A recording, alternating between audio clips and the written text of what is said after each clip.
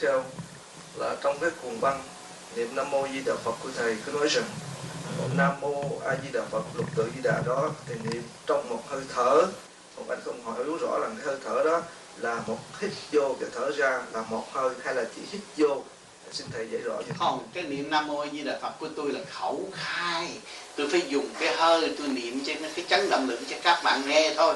Còn tâm của các bạn bắt dùng ý niệm, nó dễ lắm. Ý niệm nó khác. Cái ý chúng ta cứ nghĩ về Nam Mô A Di Đà Phật rồi nó chạy theo cái chiều hướng thanh nhẹ nó đi thôi.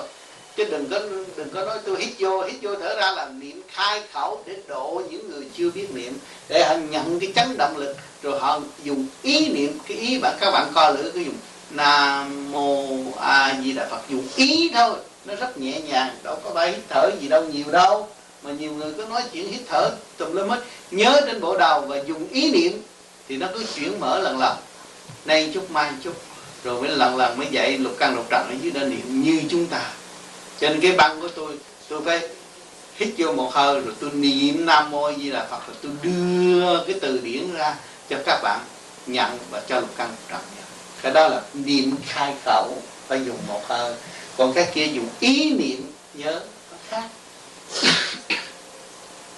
Thì một bạn đã hỏi rằng